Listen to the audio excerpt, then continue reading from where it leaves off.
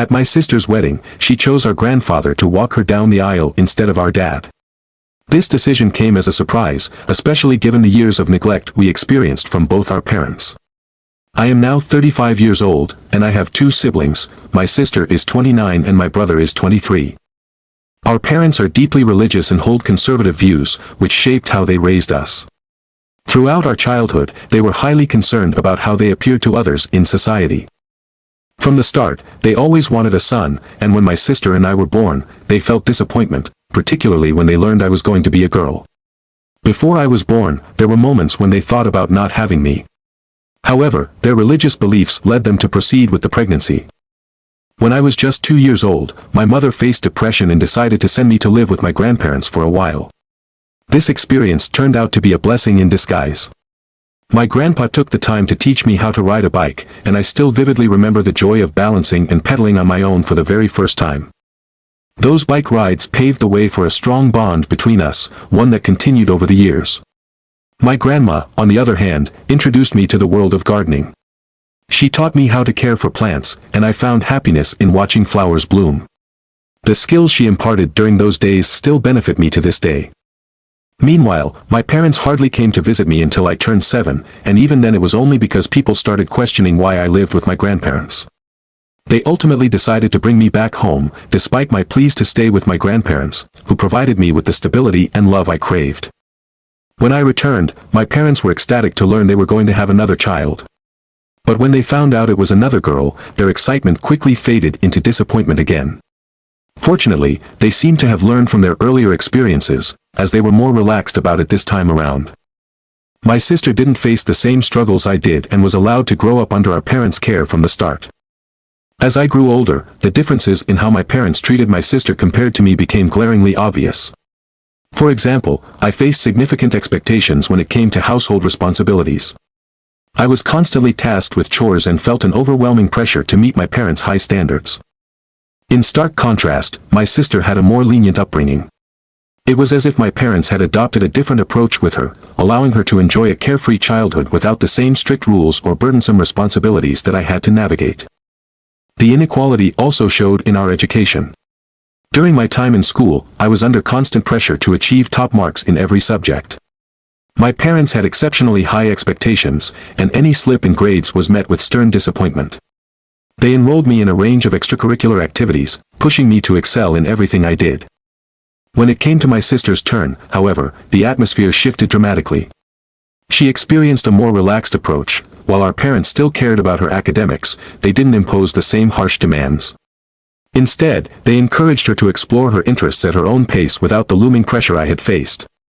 Perhaps the most painful difference was in how our achievements were celebrated. When I accomplished something significant, it was typically met with a brief acknowledgement or a nod of approval. In stark contrast, every time my sister achieved something, it felt like a grand celebration for the entire family, as if it were a major milestone worth commemorating. These experiences left me with a sense of confusion. I found it difficult to understand how our parents could treat us so differently. Growing up in an environment where I felt scrutinized while my sister enjoyed more leniency was quite challenging. Despite these feelings, I made a conscious effort to avoid harboring resentment toward my sister, understanding that she was not responsible for the parenting choices our parents made. Instead, I focused on being a supportive sibling, committed to being a positive influence in her life, regardless of the circumstances we faced growing up. Being a positive influence in her life allowed us to maintain a close relationship over the years. 6 years passed, and everything changed with the birth of my brother. My parents celebrated this monumental occasion with a huge feast, marking the arrival of their long-awaited son. From the moment he entered the world, it was evident that he received special treatment. My brother was dressed in fancy clothes, surrounded by expensive toys, and given a wonderfully decorated room that was far nicer than the spaces my sister and I had. Our parents appeared to spare no expense, investing in the best baby gear available, which included high-end strollers and a luxurious crib. But it was not only about the material things. My brother captured an astonishing amount of attention from our parents. They were always taking pictures and videos of him, documenting every milestone he hit during those early years. In contrast, when it came to my sister and me, there was hardly any equivalent fuss. Despite being part of the same family, we felt like we were in a different world regarding parental involvement. Our parents seemed to never miss a doctor's appointment or a playdate for him, My sister and I, however, often found ourselves with our grandparents playing a much larger role in our lives as time went on. This pattern of unequal treatment didn't simply fade away as my brother grew older. It continued to shape our family dynamics, causing various challenges along the way. My brother was excused from many of the household chores my sister and I were expected to handle. While we carried out our responsibilities, our parents often made allowances for him, permitting him to avoid duties that had been an integral part of our daily routine. Special occasions like birthdays transformed into extravagant celebrations dedicated to him, complete with elaborate parties and expensive gifts. As you can imagine, this left my sister and me feeling overlooked and neglected. By this time, I had become accustomed to the unequal treatment, but it was a new experience for my sister. We both began to spend more time at our grandparents' place, finding solace in the hours spent playing in their backyard or sitting by the warm fireplace, listening to their stories.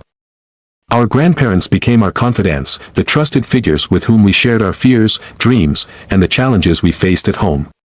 My grandmother was always there to assure us that we were not alone in our struggles.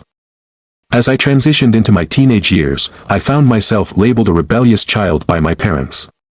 The reason for this label stemmed from my willingness to openly express political beliefs that differed from those of my family. When I tried to share my perspective with my mom, she often resorted to tears, claiming that I was causing her stress. Similarly, if I ever displayed sadness or anger in her presence, she would respond with anger of her own, saying she couldn't stand being around me in that state and would then ignore me for hours. As my sister matured, she started to carve out her own identity while also grappling with mental health issues.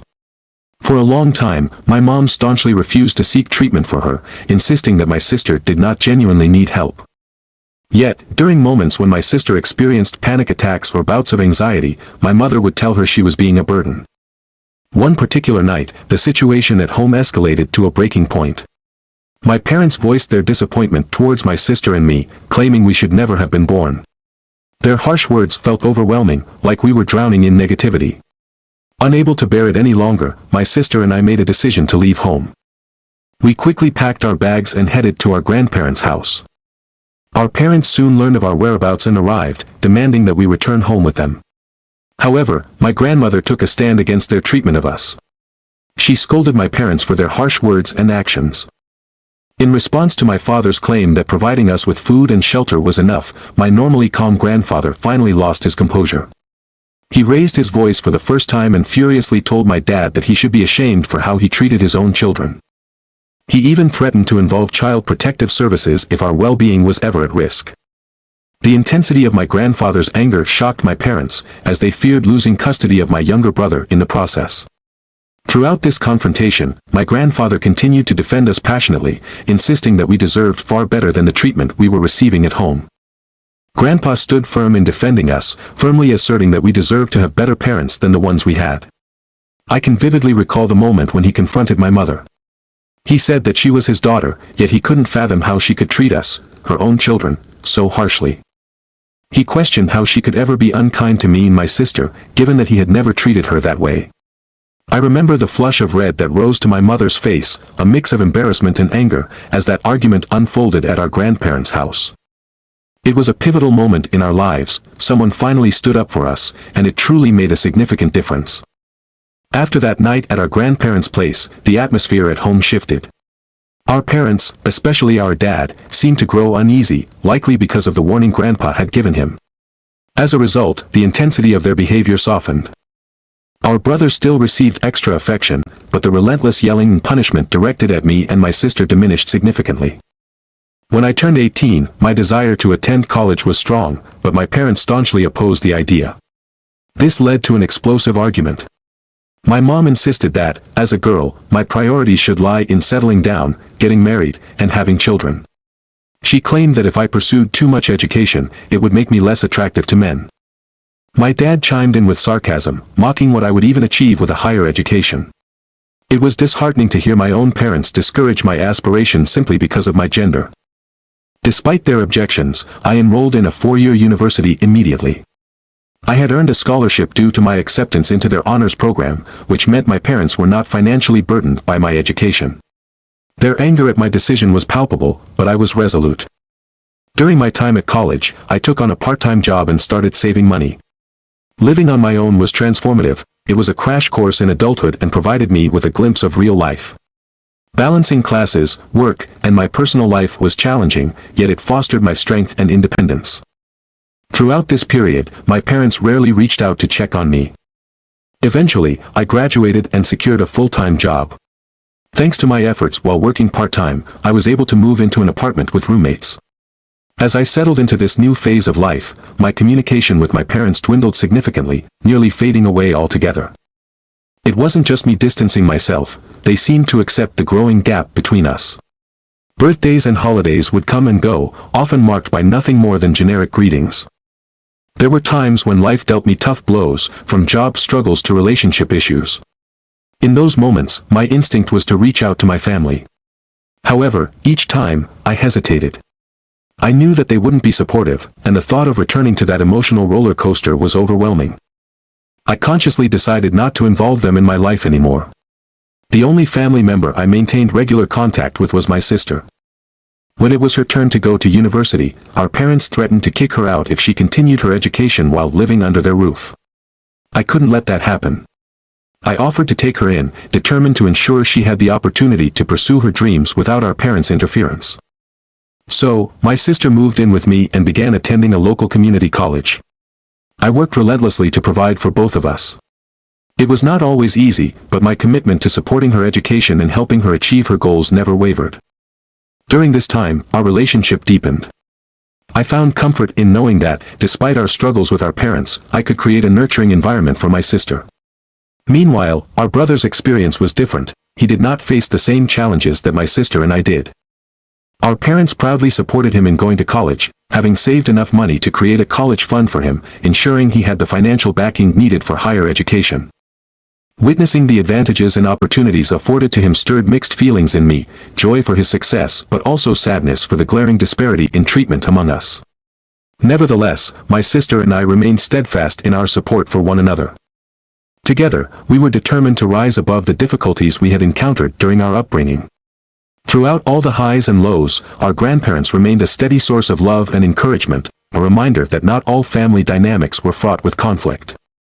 Throughout the years, my grandparents have been a steady source of encouragement and support for both me and my sister.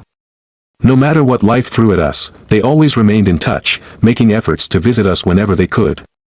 Their presence in our lives provided a sense of stability and comfort that we cherished deeply.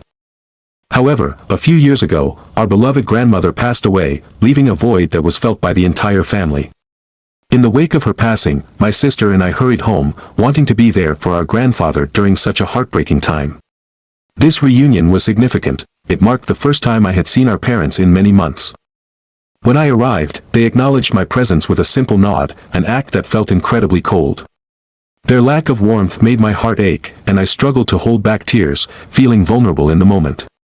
I didn't want to upset my mother or invite her disapproval for expressing my emotions. After our grandmother's death, my sister and I made a conscious decision to spend as much time as possible with our grandfather, despite our busy schedules. We wanted to be there for him, so we began visiting him regularly, often sharing meals and conversations that ranged from our childhood memories to more recent events in our lives. On weekends, we would dedicate entire afternoons to helping him with tasks around the house or taking him for walks in the local park. During one particular meal, my grandfather expressed his pride in me for the way I looked after my younger sister. His kind words took me by surprise and deeply moved me. He continued by saying that having a granddaughter like me made him proud and that he believed I had the potential to make a significant impact on the world someday. Although I knew he was just expressing his feelings, I was overwhelmed with emotion, and tears started to well up in my eyes. It had been a long time since anyone had genuinely appreciated me, and his gentle pat on my head was both comforting and reassuring. He told me that my sister was fortunate to have an older sibling like me, and the look of pride in his eyes is a memory that will stay with me forever. In contrast, our brother has often been the favored child in our parents' eyes, which has caused him to keep his distance from us. Perhaps he fears that the same fate could befall him as it has for my sister and me, as our parents have treated us harshly in the past. Over the years, my sister and I would occasionally talk to him or hear through relatives about the many privileges our parents have provided him, while seemingly disregarding our needs and existence. They have bought him several used cars and even helped him with the down payment on a house so he could live independently. Most recently, they financed a trip to New York City for him and his girlfriend, believing he needed a break because they perceived him to be working too hard. Recently, my sister got engaged to her college sweetheart, Robert. When I heard the news, it filled me with immense joy, and I couldn't have been happier for her. She and Robert are a wonderful couple, and the love they share is evident in the way they look at each other. The proposal was nothing short of magical, and my sister radiated happiness, proudly showcasing the beautiful ring on her finger to anyone who would listen. She shared pictures of her engagement on social media, which inevitably led to calls and congratulations from our relatives. The news eventually reached our parents, and suddenly our phones were buzzing non-stop with calls and texts from them. This was surprising because, until this moment, they had shown little interest in our lives. It left my sister and me puzzled, wondering why they were now eager to be part of our joy after keeping their distance for so long. We experienced a mix of emotions, including shock, confusion, and a hint of annoyance. Why were they suddenly reaching out during a happy time in our lives? Caught off guard by this unexpected wave of attention, my sister and I exchanged bewildered looks. When my sister finally answered our mom's call, our mother expressed her excitement about the engagement. My sister politely thanked her, but soon the conversation took a turn. Mom began asking numerous questions about Robert, wanting to know everything about him and when they could finally meet him. Recognizing our parents' tendency to be overly critical, my sister tried to navigate the conversation carefully. My sister was clearly struggling with how to tell our parents about her boyfriend, Robert. She tried to dance around the topic, bringing up her busy work life and the chaos that comes with planning a wedding. However, our dad, probably sitting right there next to Mom, jumped in and insisted that they deserved to meet the man she planned to spend her life with. Their determination was strong, and eventually, my sister gave in to their pressure. She didn't want to face our parents alone, so she decided to include me in this meetup. Surprisingly, our parents agreed to it. While this unexpected turn of events caught us off guard, we figured we might as well go along with it. The day of the meeting finally arrived, and we both felt a mix of nerves and anticipation as we headed to our parents' house. From the moment we stepped inside, the atmosphere was heavy with tension.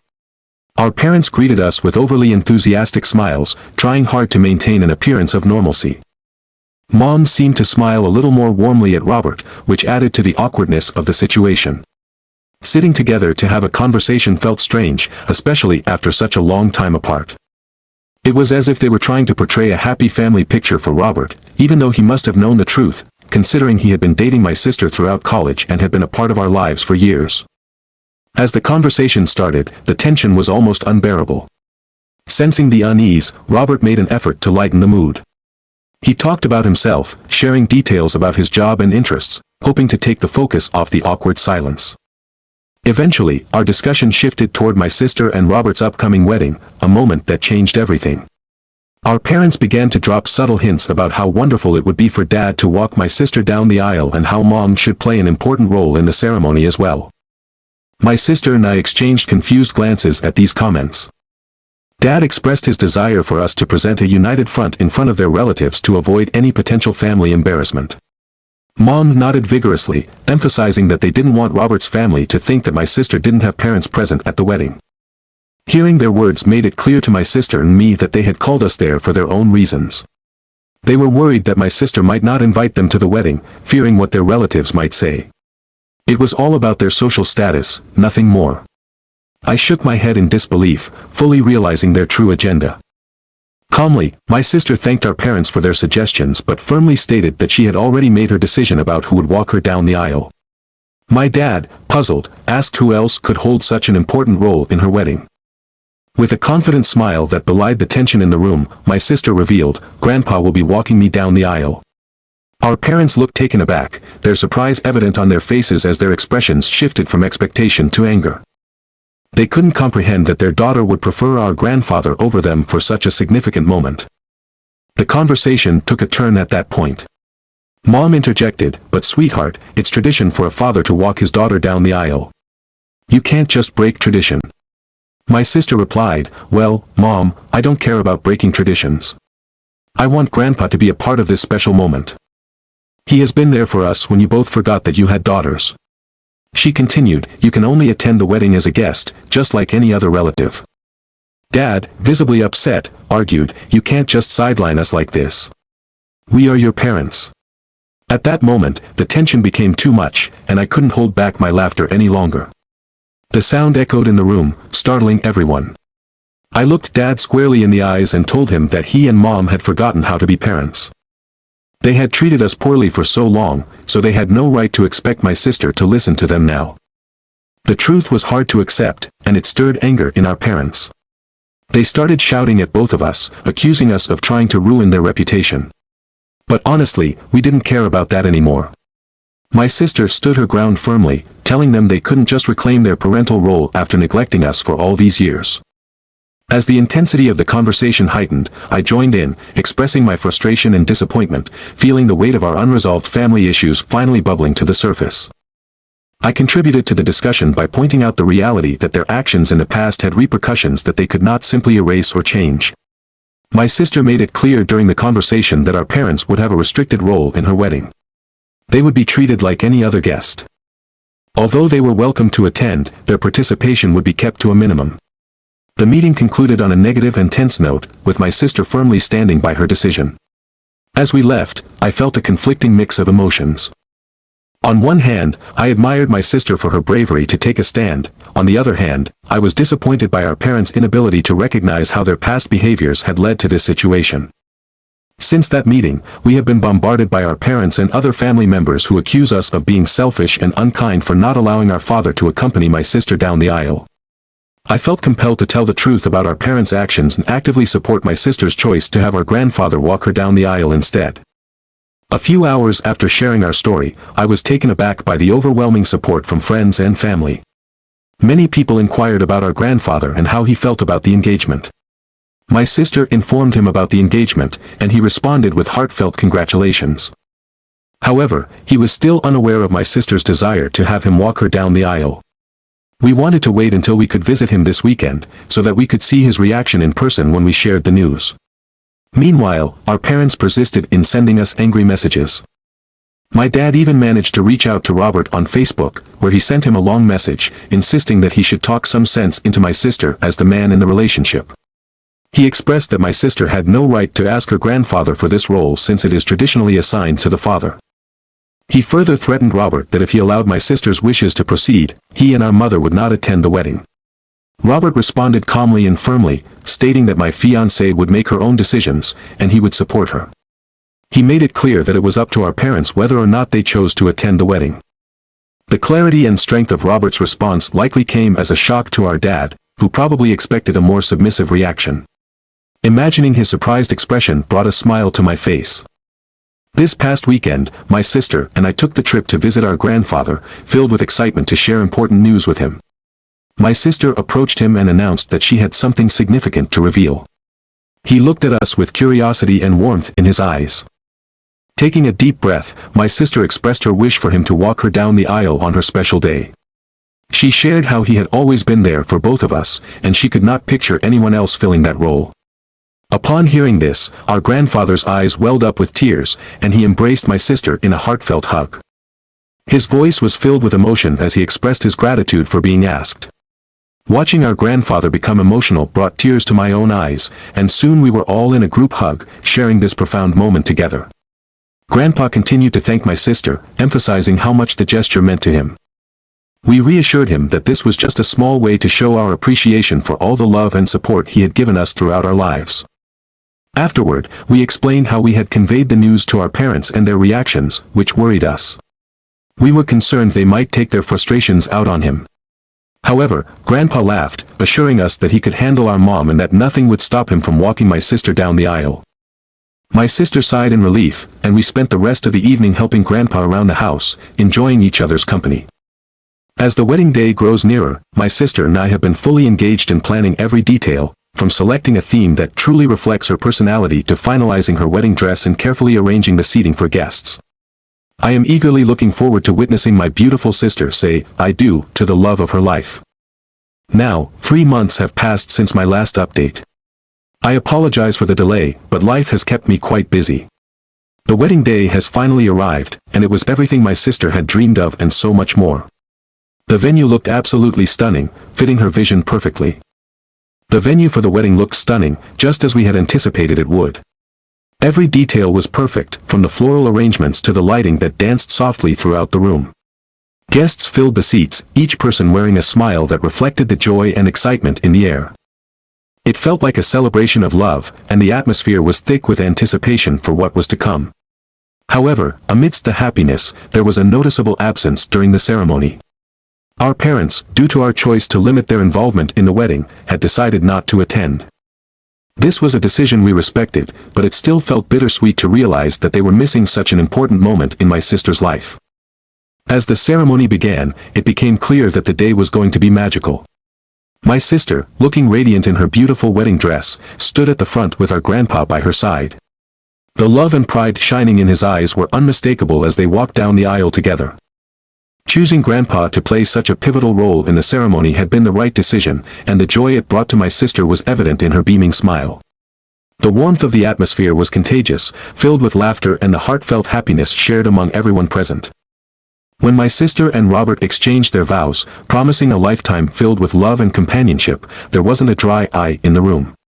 The celebration continued into the night, full of dancing, laughter, and heartfelt toasts that celebrated not just their union, but the bond of family and friendship. Since the wedding, life has been going smoothly for us. My sister and I made the conscious choice to block our parents so they cannot reach out to us anymore, which has allowed us to escape their negativity and drama. We still make it a point to visit our grandpa whenever we can, cherishing the time spent with him. The journey we have been on hasn't always been easy, but as we continue to move forward, our focus remains on building a life filled with positivity. We want to surround ourselves with people who genuinely care about us and what we are going through. As we embrace this new chapter, we hope that this update reflects our commitment to living a life enriched by love and support, and perhaps this will be my last update on our journey.